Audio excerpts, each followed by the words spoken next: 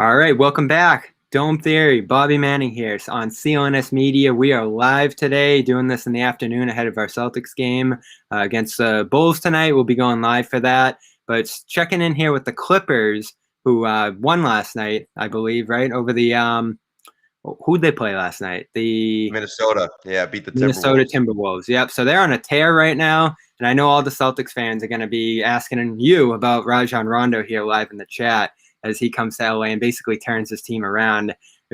Haven't even gotten to playoff Rondo yet, and the experience is already starting to manifest itself. We're going to talk about that and a ton of stuff here with Noah Eagle, who is their radio play-by-play guy out there in LA, as well as perfect for this show, a fellow Syracuse grad. He was there when I was there, probably like a year or two apart. I was in the press rooms before those games, and I knew who you were because of who your dad was. We weren't that. Yeah.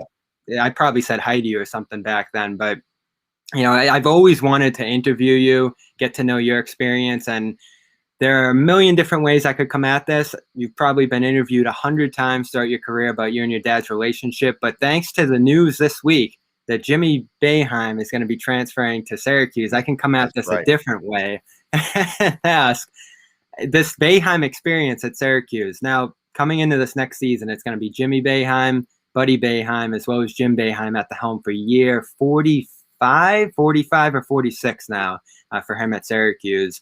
And I've just found it so fascinating. Obviously, I think you covered Buddy Boeheim's freshman year before you graduated. I covered his sophomore year. And then last year, of course, he just became a national sensation in the March Madness during his junior year. And now next year, it's just going to be Boeheim Palooza up there. But I've always found it so fascinating how, obviously, if you're Buddy Boeheim, if you're Jimmy Boeheim, you have like the world of basketball access. You get to meet Kobe Bryant and Team USA growing up. You get to be in the stands in New Orleans as Carmelo Anthony went. You're just around basketball your whole life. You have the money, you have the training, but there's that drive you still have to reach to be able to make it to that level. Because I said this about Buddy, we've seen a million coaches' sons walk onto their teams and just be, walk-ons, not play at all. For Buddy to legitimately become the best player on the team last year by the time March Madness came around, it's just mind-blowing to me. So you, being a son of notable player in your field as well, what's it take? How do you muster up that drive at that level to be that great, even though you had something to fall back on in your father's sense there? Well, Bobby, I appreciate you having me and looking forward to some Celtics and Rondo talk and some maybe even mustache talk, because yours is absolutely outstanding. And I feel like I should have come to the table with more in my facial hair game, and that was a miss by me. So for next time, for next time, I'll be ready to go, and maybe I'll have a full James Harden beard. Who knows? Look, the world is everybody's oyster, right? So anything is possible. But for the Boeheim family, at least drawing on my personal experience to answer your question, I think that when I decided I wanted to go into this business, I knew what was going to be attached. I knew that there would be murmurs or there would be thoughts from people that I was getting certain things just because of my name. And that might be true, by the way. I might have opportunities because of who my father is and how he has interacted and gone about his business over the course of his career. And so as a result, my mentality, at least going into school, was, well, I have to work twice as hard to prove that it's more than just that, and that I can do it myself, and that I can prove that I am worthy of any of these assignments. Now, whether or not that's true remains to be seen, but I do think that at least subconsciously it did force me to put in that work to an even greater degree than maybe I would have before. And the other thing that it did for me was growing up around it, I got to really see how the sausage was made behind the curtain. I got to really see what it took on a day-to-day basis to get to the eventual destination. Did you have that 2003 Buddy Boeheim at the national championship? Like, what would that moment be for you? There were a lot of them. I mean, there were countless moments like that growing up where I just got to tag along and be a part of something and see either whether it was the Nets or whether it was NFL stuff, just to see it firsthand and be there in the booth. And so, sure, I'm sure that there are some photos of me when I was younger at the U.S. Open or at Jets games or at Nets games or whatever it might be that were at least in the vicinity where I wasn't maybe traveling, and then some that I actually happened to be in a certain place and that's where he was going to be. And so we just made it work. But yeah, no, I think that when I look at Buddy and Jimmy, especially Buddy at first, let's just look at the whole situation. So Jim Boeheim says that, okay, I'm only going to offer them the scholarship spot if they're worthy of that scholarship spot. He felt Jimmy wasn't quite ready when he was out of high school. So Jimmy was good enough to play Division I at a pretty high level. He goes to Cornell, and he plays very well over the course of 3 seasons at Cornell. Plays very well. He was their leading scorer in his final year there. So he developed. And now, as we've seen with Buddy, Jim thought Buddy's ready right now, and he's going to develop into a great player. He had the foresight to see it. He's obviously got, as you said, decades worth of experience. He knows what it takes, and he saw that Buddy had what it takes.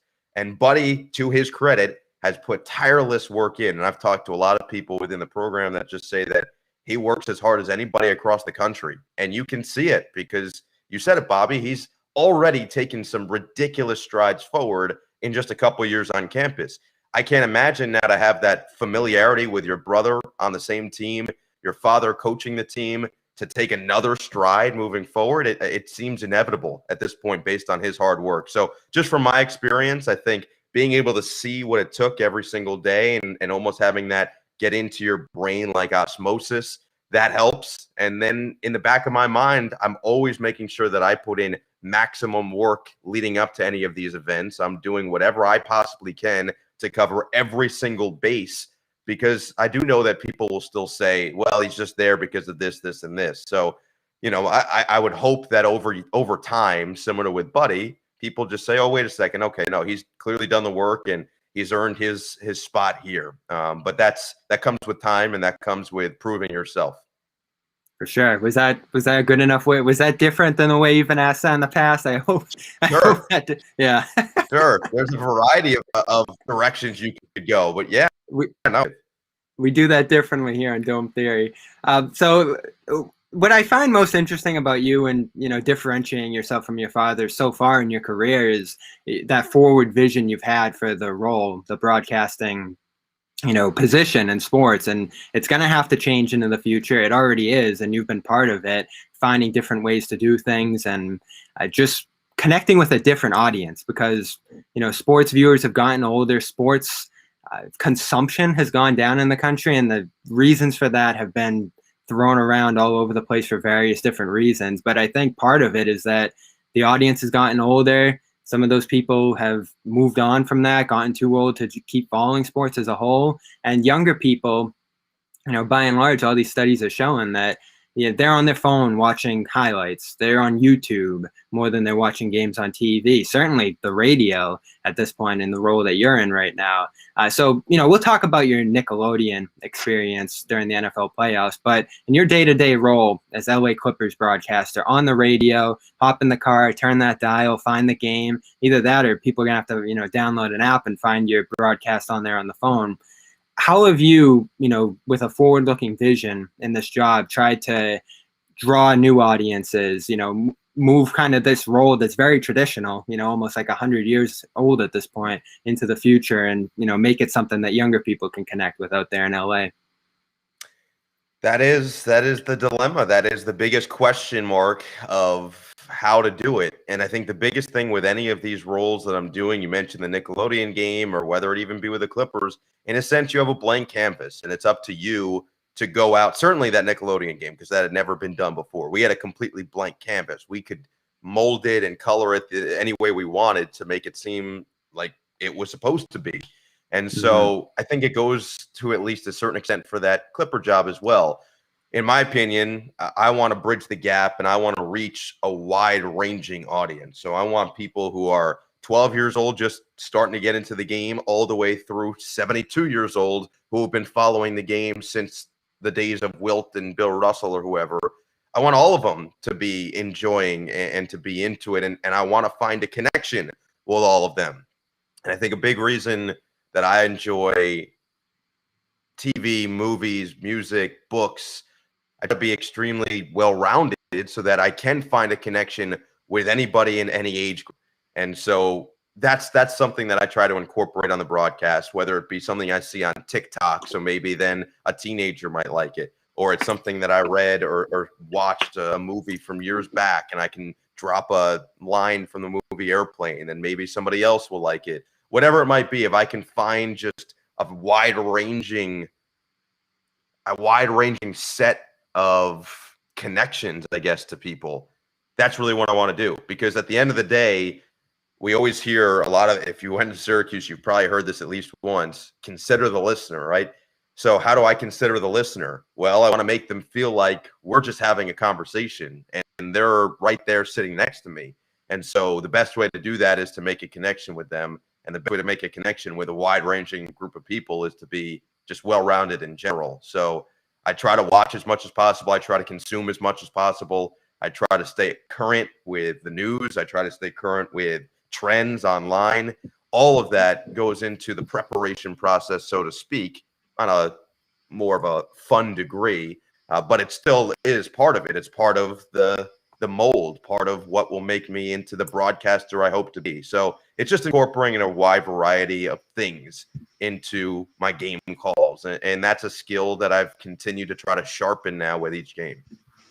Yeah, so we kicked around before we started recording here, the two guys in Boston who had been doing it for years and years at this point, Mike Gorman on the TV side, Sean Grandy on the radio side. And there is a big difference between how you have to call these games on TV and radio, because there's just so much more ground to cover in the radio one. You're working hard trying to just let people know what's going on. There's not as much liberty as there is on the TV side to toss a lot of that other stuff in. But I do find it interesting, the contrast between Gorman and Grandy. Grandy, ultra prepared, facts, all these illusions. He has like records and records of like the leading scorers in TD Garden history, just all these different files that he's always tossing out on Twitter, using Twitter as kind of like a second bonus to his broadcast. And then you have Gorman, who, when you follow him and Tommy for all these years, Gorman was that way when he first came in. He had the papers and all these facts and interviews lined up with people, and just like this pile of papers on the table. And Tommy, when he saw it the first time that they were calling a game together, threw him off the table and said, "We're just talking about the game." And so that's how Gorman approached it from that time on. He wasn't over prepared in a sense. He was just, trying to have a conversation, a fun time, and just talk about what was going on in front of him with Tommy. And that was basically the persona that they took on for the rest of their careers. Right now in your career, what's your preparation process like? What do you try to be as a broadcaster between those two extremes there, I guess you could call them? And, do you see that evolving over time? Well, Bobby, to your point, there's a reason that Mike and Tommy have been so beloved for so many years. It's because they make people feel, and we had been talking about this before we went live, but they make people feel like it, right? You're inviting them to be on this inside of watching the game with these two guys, as if you're all sitting on the couch and drinking beers. It's tougher to do that on the radio because most of the time people are driving when they're listening to you, or they're stuck in traffic out here in LA, which is very common. So for me, it can be good that there's traffic all the time, right? Because that means that there are more people who are going to maybe turn it on because they want to see they want to hear what's going on. They want to hear how the Clippers are playing. For me, I would say, it's blending the two, because first of all, I do the games alone, and so that already contributes to then how I have to call it, right? I have to almost wear both hats at times, because I have to call the action, and then sometimes I have to explain why something happened on the floor to make sure that it's all taken care of under one umbrella. Whereas, Sean has Max, so you've got somebody who's there, who's played a long time, who really has a good knowledge of the game, and he can provide that insight of what this play looked like, or why they're doing this in this situation. So for me, I have to try to cover all of that. So that does factor in my preparation process, because I want to watch some film. I want to watch certain things to see, okay, what happens in this situation. I read a lot of articles about the opposing teams, especially, so I have a good feel for what their season has looked like, what they do in certain situations, what different players have been doing recently. So for me, it's a lot of stats. I get prepared with a lot of personal background on guys. So, for example, last night, played the Minnesota Timberwolves. So I'm trying to think of D'Angelo Russell, let's say. D'Angelo Russell started his career in LA. with the Lakers. So it's an easy thing to drop in there. He had played a couple of years. He played his first 2 seasons with the Lakers, gets traded to Brooklyn, plays 2 years in Brooklyn, then he signs the max contract with the Warriors, then he gets traded midseason to Minnesota. And so now having all of that can kill any maybe dead ball time. As someone who does the games alone, I'm going to need that. I'm going to need that to potentially fill some of that airtime. And so it's having that stuff in the back of my mind. I go deep into the analytics stats. I don't necessarily use very difficult analytic stats because I don't think most people understand them. And so if most people don't understand them, then it's not going to behoove me to say, well, they're third in the NBA in rebounding percentage if I then have to spend 10 seconds explaining what rebounding percentage means, right?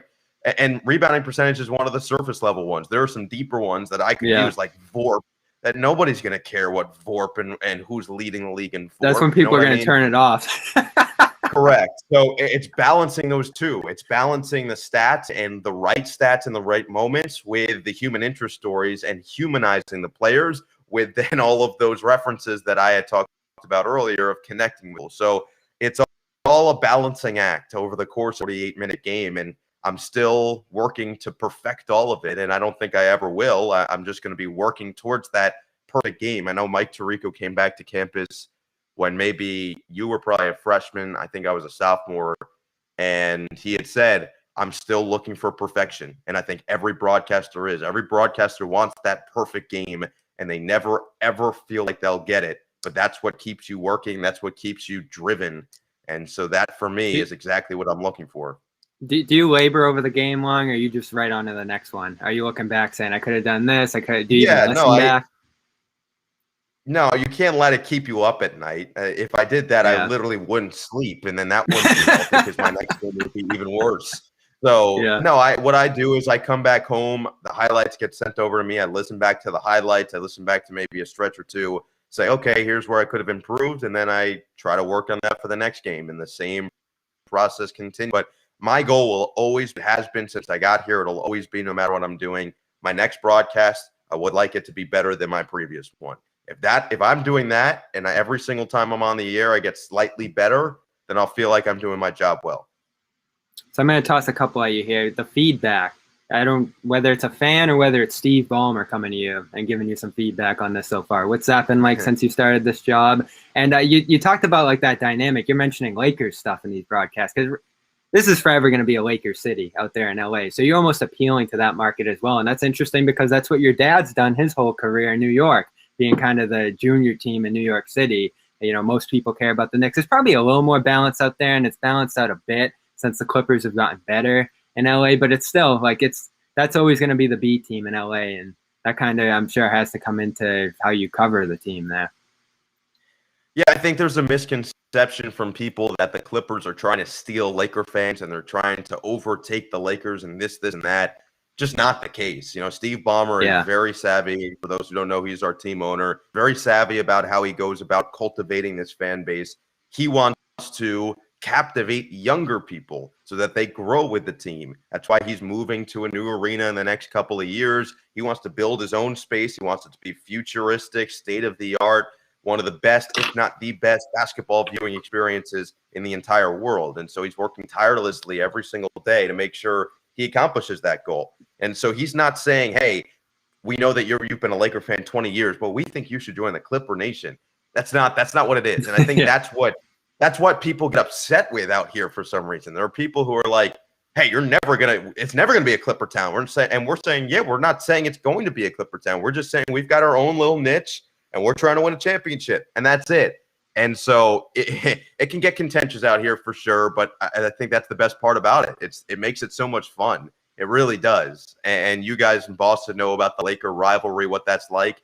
It's been established for sure out here. And when you talk to players, they certainly feel it. Talk to coaches, they certainly feel it. And I can tell you from the broadcasting perspective, being in Staples Center last year for Clipper-Laker games before the COVID shutdown, it was nothing I'd ever felt before, including a full packed Carrier Dome, which is saying something. Well, how about Harold walking across the hall the way he did in free agency? That was like, what's going on here? That was like, some Nets or some Mets Yankee stuff from back in the day. Like, you're going to see a guy walking from one side of the town to the other. In this case, it's the same building. And those two teams were supposed to be on that collision course in the conference finals. They never got there.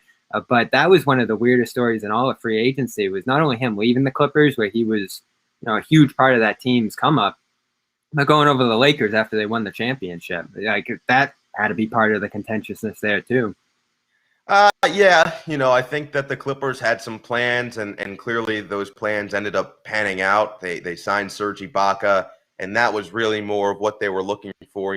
They felt enough of that size at that position. And so Montrez, while he is a great offensive threat, he's a great screen setter, he's a hustle player, he takes a lot of charges, he box guys out at an elite level in the NBA.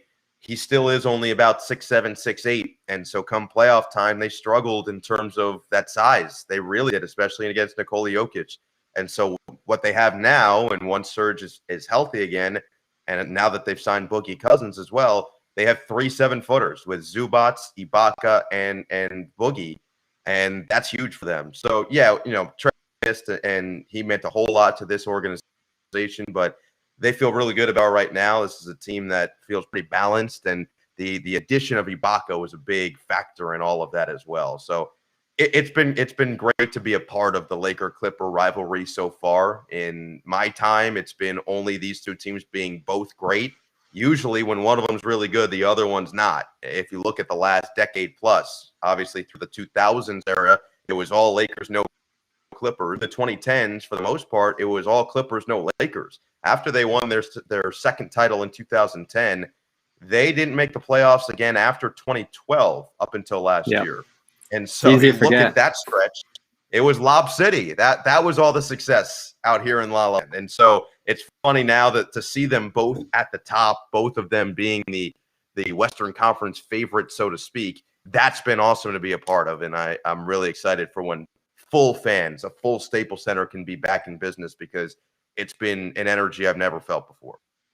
So let's do the Rondo thing. And this year's team in general, so interesting. Obviously, they should be ranked among the favorites to come out of the West, but that thing from last year just stains everybody's consciousness. What happened in that NBA bubble with them and the Nuggets there. A different team this year to some degree, same core. I do find it interesting. Them and the Celtics, so similar. They played great games because you get those 2-star wings. You get contributing forces there on the wing as well. Marcus Morris was an awesome Celtic. I still love him with the Clippers. Both teams need a little help at that point guard spot. Celtics went out and got Evan Fournier as a ball handler, and the Clippers got Rajon Rondo, which made a ton of sense. They needed a guy to set up the offense. They needed a guy who would win the playoffs, and that's a guy that they wanted in free agency, but ultimately just couldn't sign over the Hawks. So it was great to see him finally end up there, because it made a ton of sense. And they've gone on a tear since he arrived. He's gotten the ball moving more. He's a good defender, playoff experience, all that stuff. It's interesting, though, because you're kind of looking at this from a distance. You're not talking and interacting with the players the way you would be in a normal year. So it's probably tougher to feel like what kind of impact he's had on the room. But from the distance that you're looking at it, what has Rondo brought to the team on the court and off the court? Yeah, so I mean, we do get, or at least I get to talk to Tyronn Lue before every game, and so having that interaction and really picking his brain about what Rondo has already done to this organization, to this group, has been great to get some insight.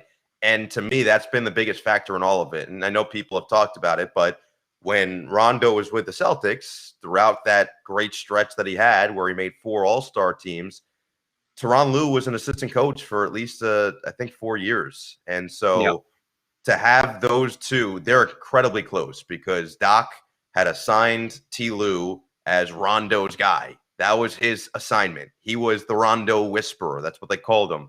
And they established this great friendship over those years where it's almost as if they share a brain when it comes to basketball. They both watch hours and hours and hours of film. They both stay up way past the time that they probably should, just to make sure that they're watching other teams. They know exactly what they're going to get themselves into for the next game.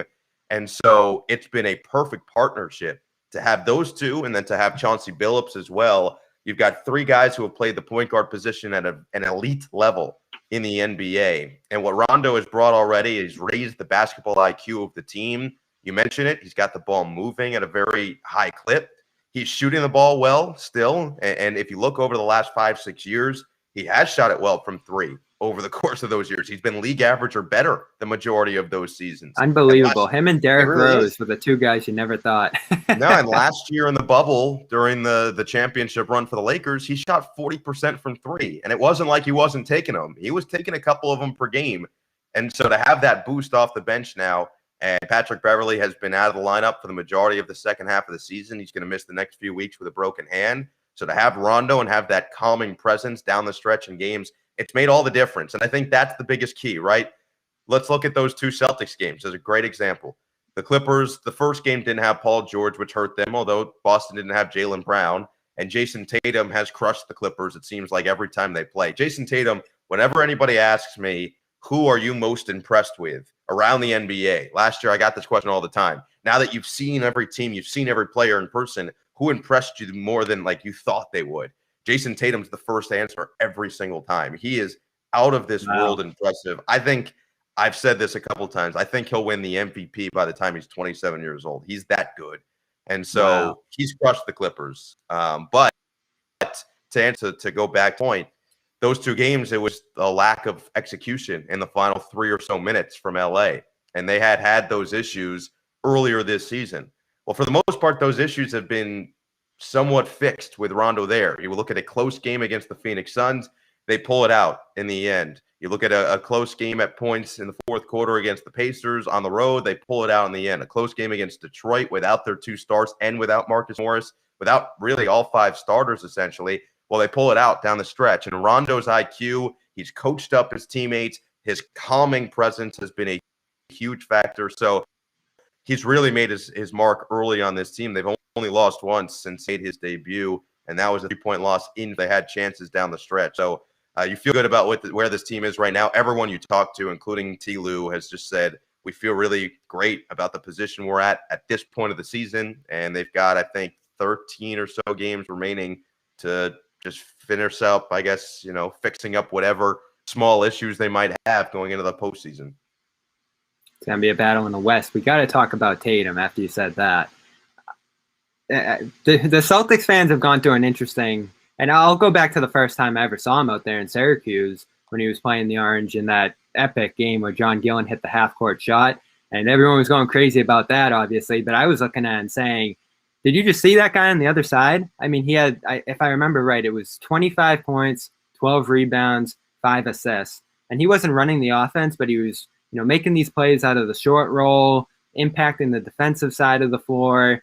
He had that crazy Euro step in transition. And I said, this guy doesn't belong on this court. This guy could be in the NBA right now, dominating. And then eventually the Celtics got into that lottery. I remembered that day, and I'm like, there were different doubts about his shooting and his defense and this and that, but I just remember seeing him that game and just instantly knowing, like, this guy is going to belong in that league at some level. Now, what he's accomplished, I never imagined so early in his career. I think people forget.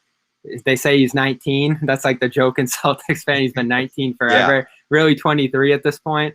But instantly into the league, impact defender, borderline all-defensive guy last year, which is what goes underrated about his game. And then the offense speaks for itself. Then in the bubble last year, at 22, becoming the playmaker that he did, 4 assists a game, running the offense for large stretches of that playoff run. He did have a few games here or there where the turnovers got a little high, and I felt like that cost him a few games. But again, you look at the total package here and say he's not going to hit his prime for a couple more years, and he's already one of the best players in the game, period.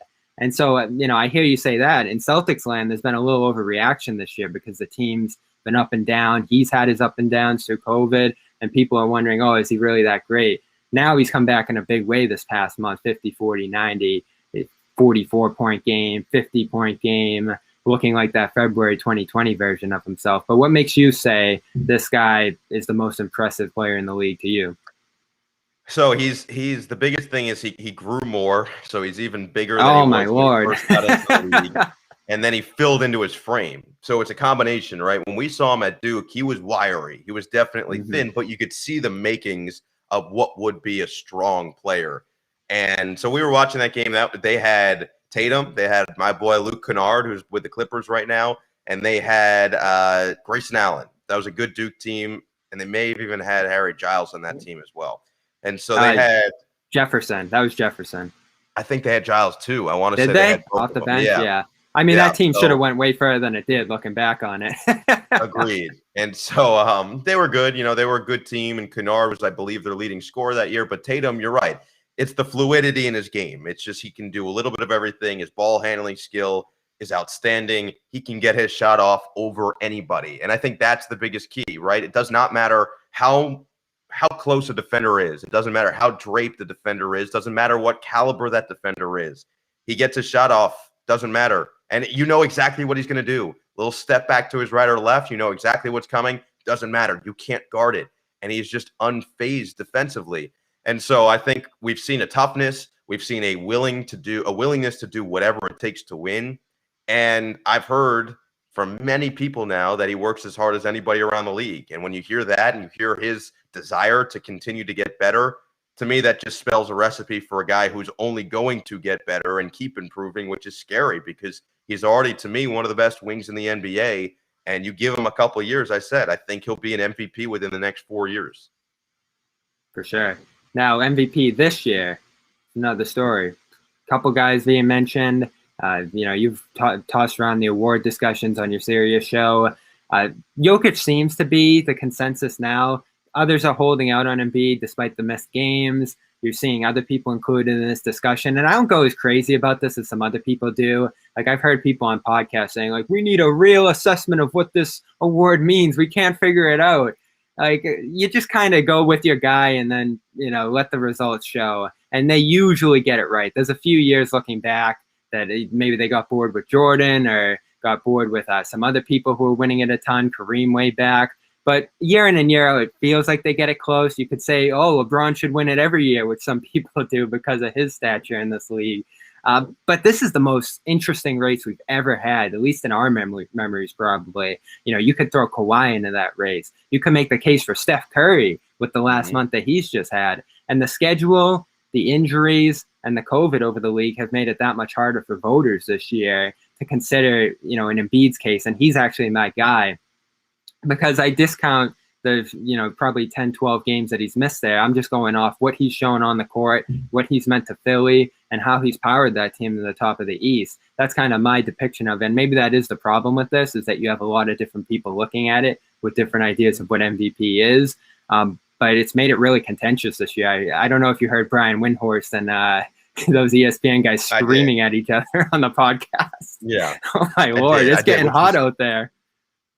Yeah, I think the biggest thing that we have to keep in mind when it comes to MVP is it changes, the criteria changes year to year based on the circumstance of the season. And so if we were going by straight value, then yes, LeBron James is going to win every year because his value to his team, as we've seen over the course of time, is always going to be the greatest in the NBA. I mean, look, he goes to Cleveland first overall in 2003 to make the playoffs within 2 years, and they were in the playoffs every year after that. He leaves, they're the worst team in the NBA. He goes to Miami, a team that was struggling to get over the hump. They win a title within 2 years. They go back to back. He goes back to Cleveland after they did not make the playoffs once. You realize the last time that the Cavaliers made the playoffs without LeBron James, Mike Fratello was their coach in the 90s. That's how long it's been. And so for his value is greater than anybody in the NBA. So yes, he would win it every year if it was just based on value. But that's not what it's based on. It's all based on best season overall, what you meant to your team during this season over the course of 82, or in this case, 72 games. And this year in particular, you said it, durability is going to be a major factor. And that's why Nikola Jokic is number one on pretty much every list right now. He's played in every single game. Yeah. He has not missed a single game for the Denver Nuggets. And by the way, if they can maintain that 4 spot in the West now without Jamal Murray the rest of the season, it's only going to help his case because he's going to have to put the team on his back even more right now after having several 40-point games, after having absurd triple-doubles all year, and the fact that he's been there every game. You said Embiid's missed, 12 to 13? He's missed 18 games this year.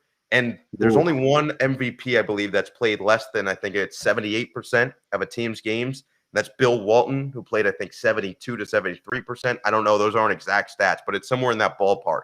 The other thing I'll tell you, the argument for the Currys and the Dame Lillards of the world. There's only one MVP in recent memory over the course of several decades now that has not been in, I think, a top 2 or 3 seed in their conference to win it, and that's Russell Westbrook when Oklahoma City was 5 or 6, and he averaged a triple-double for the first time since Oscar Robertson. So when you look at it, it took history for him to do that. There's nothing that's historical enough this season for anybody to overcome the lack of success at the top of their conference, to overcome not getting to a certain amount of games. So to me, if Jokic keeps on the pace that he's at, if he doesn't miss a single game, or maybe he misses 1 or 2, whatever, it's all going to play into his factor and into his hand. So I think it's his to lose right now, but things change every single day in the NBA. Things change every single week. Like 3-4 weeks ago, I would have told you James Harden was right there in the running, and it looks like that's going to be out of the question as well. So it's just a year-to-year type of thing, and it feels like, I should say, Jokic's year.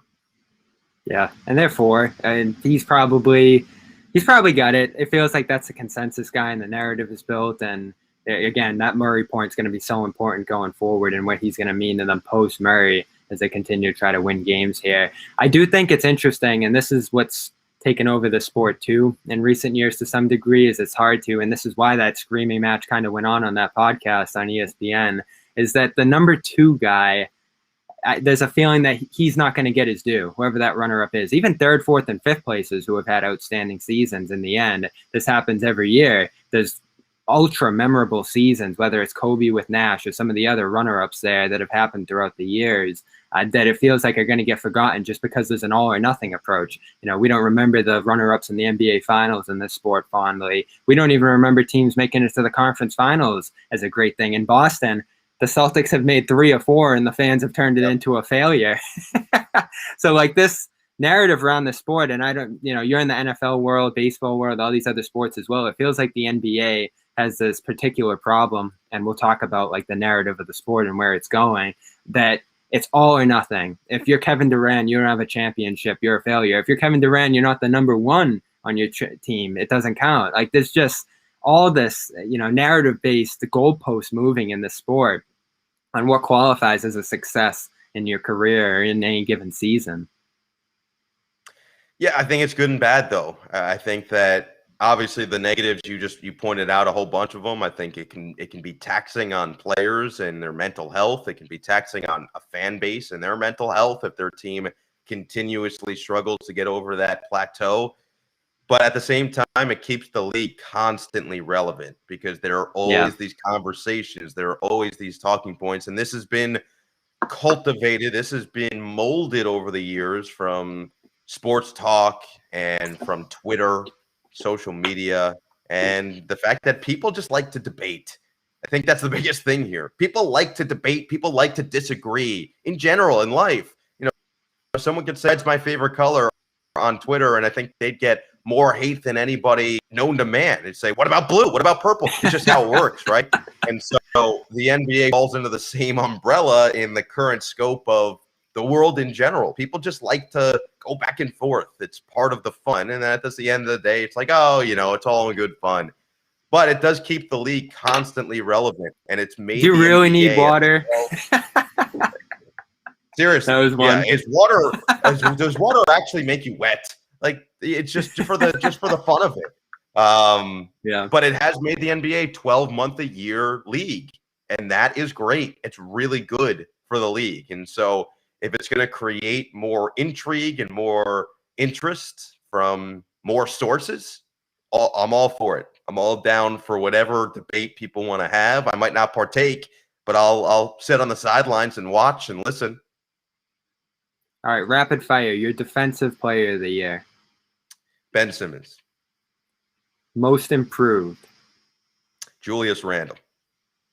Those ones feel like givens for sure. Rookie of the year got interesting with LaMelo Ball going down. Where are you taking that one at this point? Yeah, no, so I think it's going to take this last stretch of games here. It depends on if Sacramento can win enough and Halliburton continues to play well enough. I think he I love his game. He's great, and he's a great player, and I think he could take it. Anthony Edwards would be the other. He's averaging over 18 points per game, so he could absolutely, just based on his stats alone. And you're right, the LaMelo thing was a bummer because he was playing out of his mind. So it's one of those two. Was the dunk of the year Anthony Edwards or was it Miles Bridges? The Miles Bridges one was probably better, just based on how far back he Wow. put that thing. Yeah, the Edwards dunk. The Edwards dunk was an all-timer, but the Bridges one, someone said recently that it reminded them of when Vince Carter dunked over Alonzo Mourning, and that was one of my favorite dunks growing up, being a On Nets Clint guy. Capella too. That makes a big difference. Correct, I think correct. you Watanabe in Toronto, kind of a smaller wing. This was on a big center. A shot blocker, a rim protector, one of the best shot blockers in the league, and so that to me was extra points.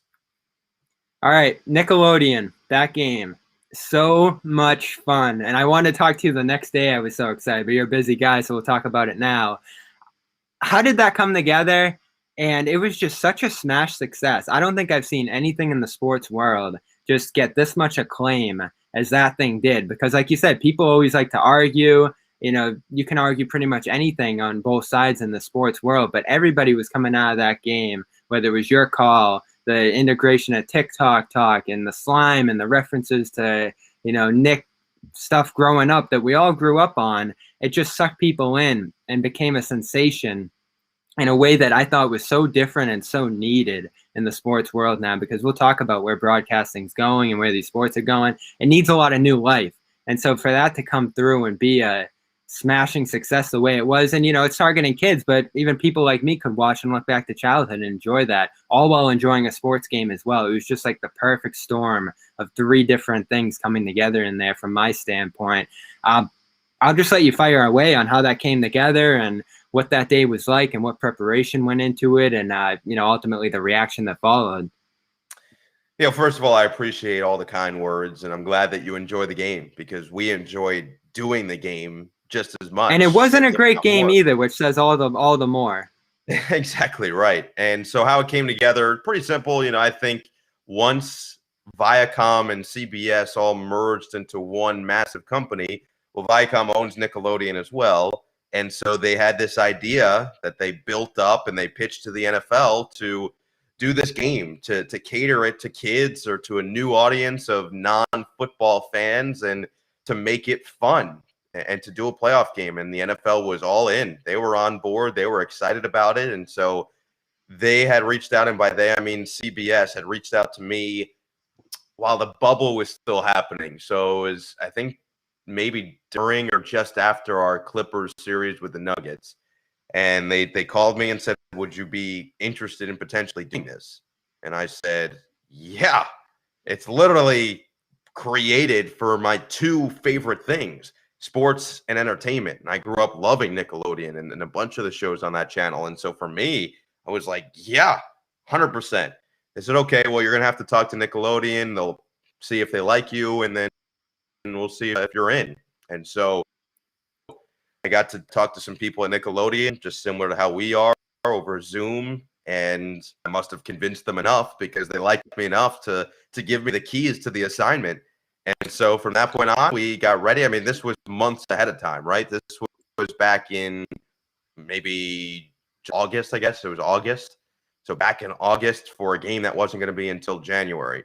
But they wanted to make sure everything was in place. So we were good to go from there. I did one practice game over the computer, which was nearly impossible to do, with Nate and Gabby, who were both on the broadcast with us. And from there on, we got our assignment. We went. And the biggest thing that we all agreed on was, let's just have fun. And I mentioned it earlier, blank canvas. This is nothing that has ever been done before. But the idea was to cater it towards kids, cater it towards people that maybe have never watched an NFL game before. So as a result, we had to do a decent amount of teaching and blend it with, okay, we don't want to talk down to people. We also don't want to give too much info for the people who do know what they're looking at and what they're watching. And so we have to blend those. We have to blur those lines.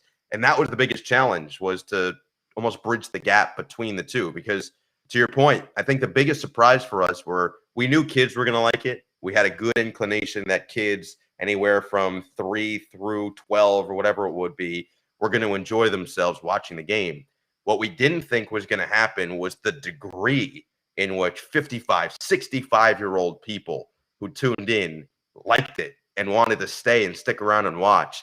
And so that was cool. The fact that we got that wide-ranging audience and we really did connect with somebody from pretty much every age group in between, that means that we did what we were supposed to. And so we were thrilled to see the reaction that it got, and we hope that we get to do it again soon. Was your phone just blowing up for days? Yeah, definitely. It was. My phone definitely malfunctioned at one point. Yeah, I remember my favorite, and there was so many great moments in it. Probably when you hand it off to Gabby and let her run the play-by-play, because it was just like, you were handing the baton and she was just trying out something that she wasn't 100% comfortable with, but it ended up just being a funny moment. And I think everybody involved kind of just put their pride to the side a little bit and had fun with this, and just try to create these funny, almost like inside the NBA in a way, moments where you could just laugh at yourself and have a good time and joke around and just throw stuff all over the place and see what sticks out there. I know you did a ton of game planning from like the reference perspective. You went and looked at a bunch of old Nickelodeon references and had those piled up for all these different plays, and that played well, sprinkling out throughout. I think you threw a good one out on a long sideline run, if I can remember right. But most of it just felt so natural and like just spur of the moment stuff. What, when you look back on it, worked best, and what was maybe your favorite moment of the night? Ooh, it's tough to pick a favorite, and I did enjoy giving Gabby the play-by-play responsibilities. That was fun. That was unplanned. It was getting towards the end of the game, and as you mentioned, it wasn't necessarily a close game, and so I was thinking, all right, well, how can we keep having fun? And so I just asked the truck, are you guys cool if I do that? And they were like, yeah, absolutely. I like that. I like the fact that we highlighted how talented both Gabby and Lex Lumpkin, our sideline reporter, are, because they can do a variety of things. And so I asked them ahead of time, well, you give me some of the stuff you can do. What are some of the things that you do on Nickelodeon? So they told me impressions that they do. And so I tried to tee them up for those things like that. But yeah, I don't know if I could pick a favorite part. I really enjoyed the whole thing. I was a bit bummed that I didn't end up getting slimed, because that's every Nickelodeon kid's dream. Everybody who watched the channel. That was Sean Payton, right? Sean Payton, yes. He ended up getting one of the buckets remaining and got him all over his J's, which I was like, whoa, bro. You gotta take those off. But apparently he's a Jordan brand ambassador, so now I realize I have something to aspire to in life, being someone who likes sneakers way too much for my own good. I need to become a Jordan brand ambassador at any and all costs, because that would literally it would be complete. My life would be complete at that point. I'd accomplish whatever I need to accomplish from Sean Payton's perspective. But yeah, so that was one of it. There was also a bunch of equipment nearby, so at the very last second they said, oh, no, you can't do that. But no, the whole thing was it was a ton of fun, honestly, and we had a ton of fun with it. And like I said, hopefully we get to do it again, and we can now, with that experience, add more to it the next time. But it was all good. It was all an absolute blast, and I'm just glad that people responded the way they did.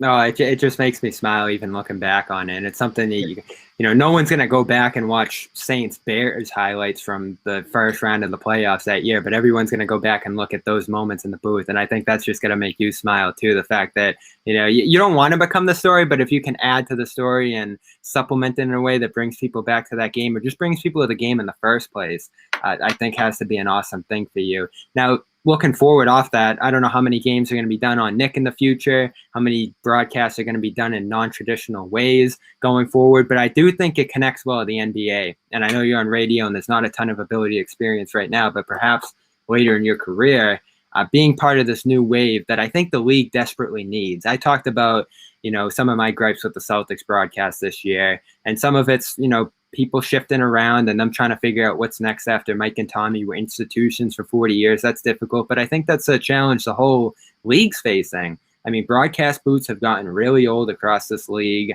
The broadcasters and analysts of the game are getting older and older. There's a line where the league shifted at some point, and I think a lot of people look at the Shaqs and Barkleys of the world as looking at the game from like an outdated perspective. And that's kind of the majority voice. The fan base is much younger. The voices and analysts around the game are much older. That could just be as simple as getting more young guys in the booth like you. But I think there's more to it too. I think, my biggest thing, and people have been saying this online forever, is that, you need voices that empower the sport. Don't talk down on it. Like, we've all heard the different older voices around the game that have said, this is nothing compared to when we used to play. This new game's soft. This game's terrible.